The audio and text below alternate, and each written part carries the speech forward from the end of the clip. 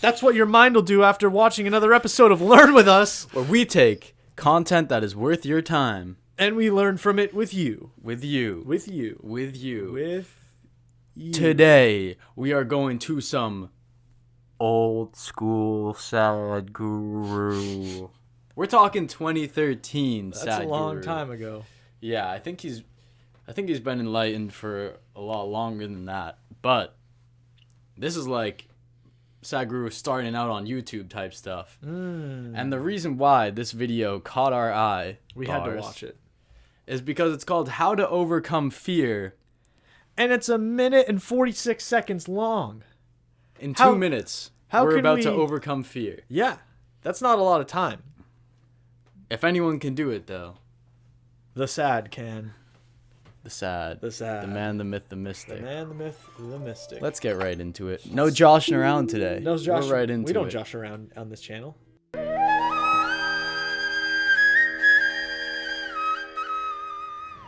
The fear is simply because you're not living with life, you're living in your mind. Your fear is always about what's going to happen next. That means your fear is always about that which does not exist. I see you. You know what's crazy? There's a lot of things that happen to me where I build up this fear around it, and then when it's happening, I make a mental note to myself of like, make sure that in the future, if this is happening again, don't be afraid of it because it's not scary in the moment. It's just scary when you create this crazy mental image of it. I love, one of the things I've heard him say is,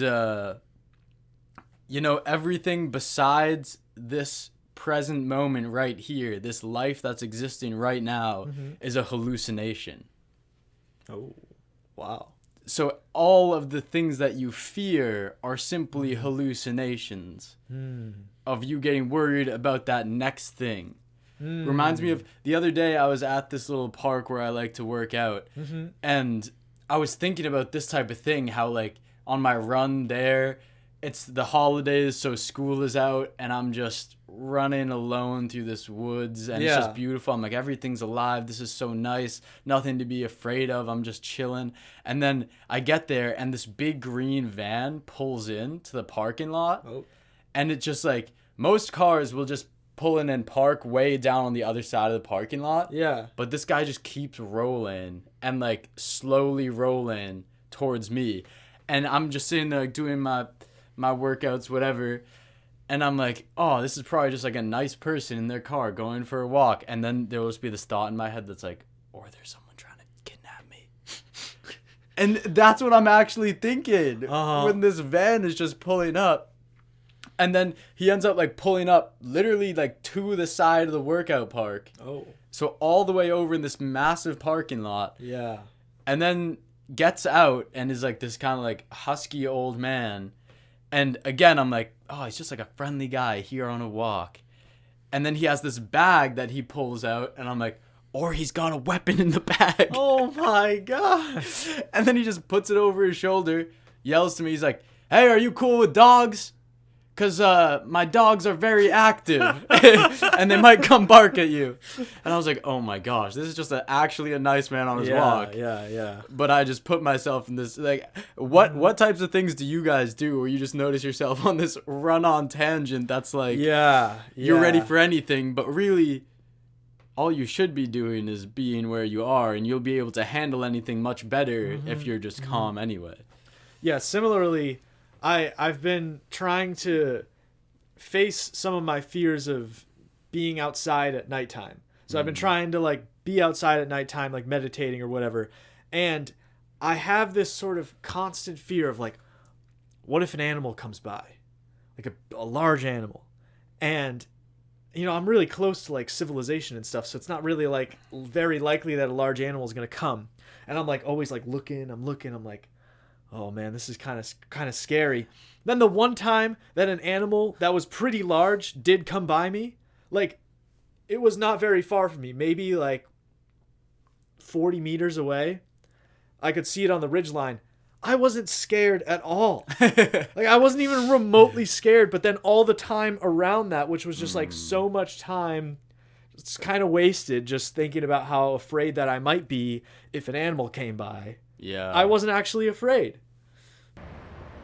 If your fear is about the non-existent, your fear is 100% imaginary. If you're suffering the non-existential, we call that insanity. So, people may be in just socially accepted levels of insanity, but if you're afraid or if you're suffering anything which does not exist, it amounts to insanity, isn't it? People are always suffering, either what happened yesterday or what may happen tomorrow. So your suffering is always about that which does not exist. Next time one of your friends comes up to you and says, "Hey, I'm afraid of this," you go, "You're insane! You're out of your mind!" Sadhguru told me that. Tell him that. It'll go over well. It'll work perfectly, especially if it's your significant other. Oh, like that's definitely the time to do it. That's the ideal time. But I think that's really cool that he goes, as a society, it might be a socially acceptable level of insanity. It's still insanity.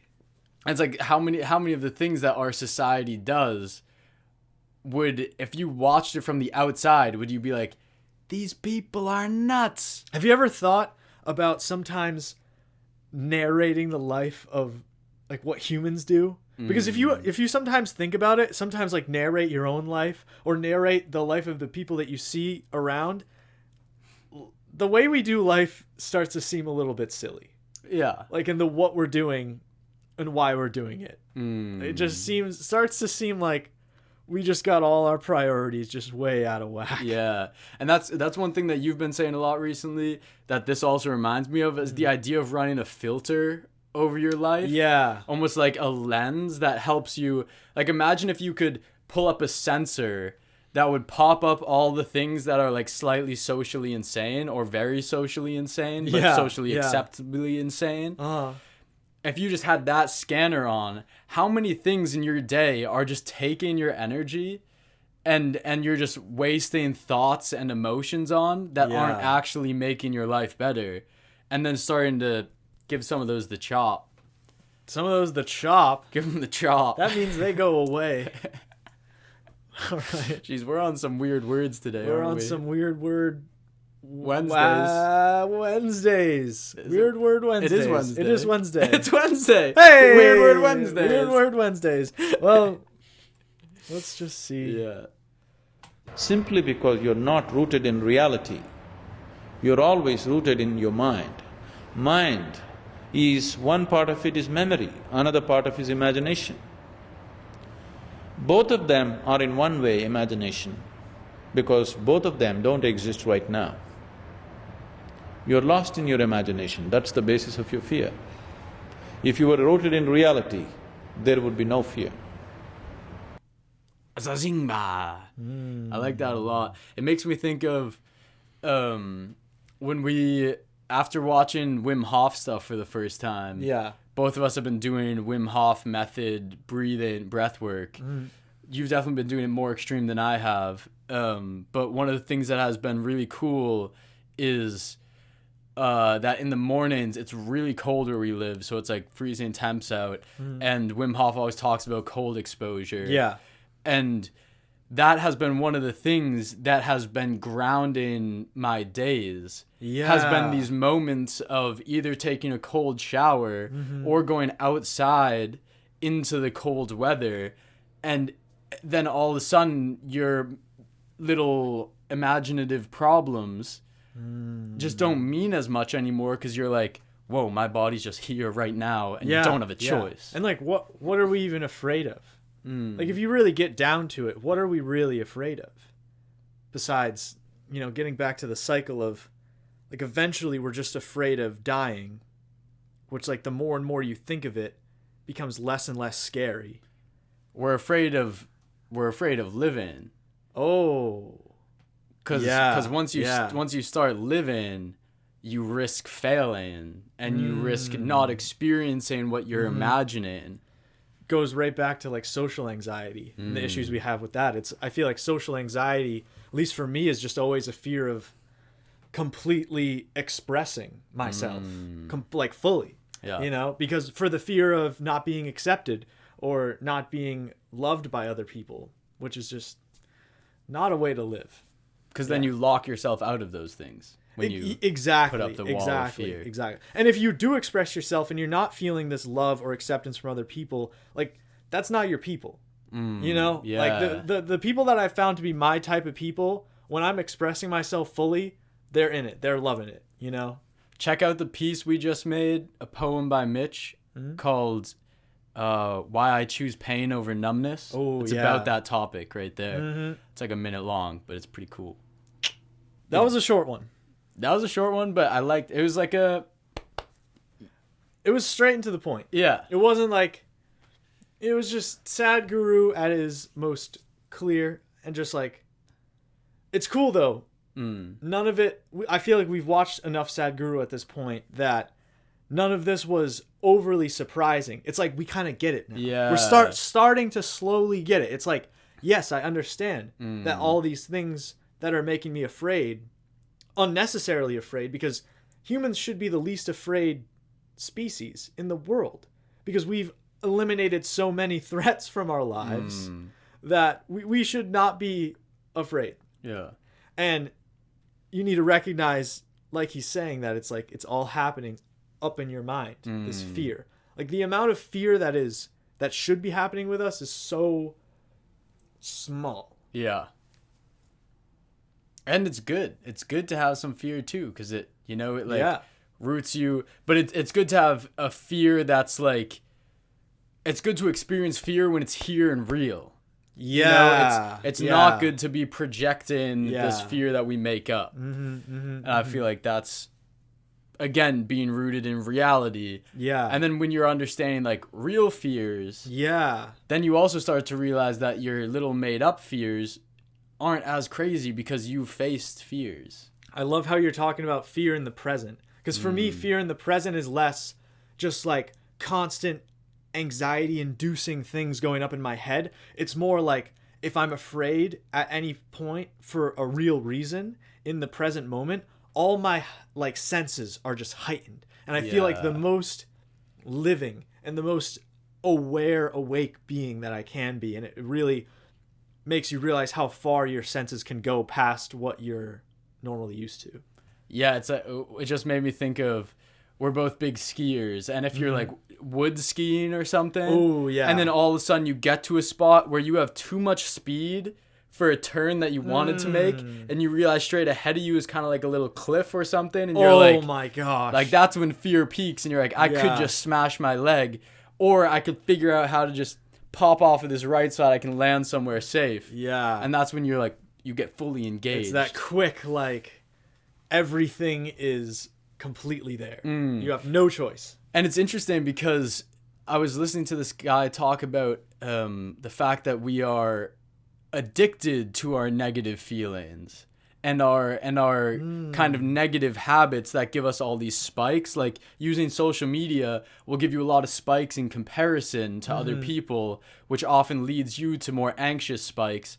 But it's your body experiencing chemical highs that it normally doesn't. So it also wants to pull you back to that because you're not experiencing these highs in other ways. So we've pretty much made our society about these cognitive, again, these imaginative fears or not. Why do people like watching horror movies? It's because it gives you these spikes. And because you're not getting them normally in a more grounded thing. And that's so I really love the idea for people at home, cold showers, things like that give you that grounded fear where it's like, I'm about to get really cold, I'm about to get really cold, I'm but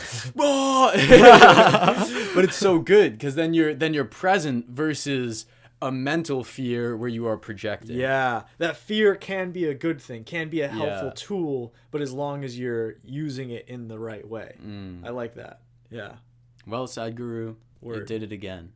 He always does it. When does he not do it? Let us know how you've used fear, how you experience fear, maybe if you've used it to empower yourself, Right? Yeah. What are the things like skiing for you where you get that Zazingba? Zazinga. Anyway, thanks for watching. Let us know if you have any videos you'd like us to watch. And as always, much Babushka. love. Look at the sky. Oh man. Whoa. It's a beautiful sky.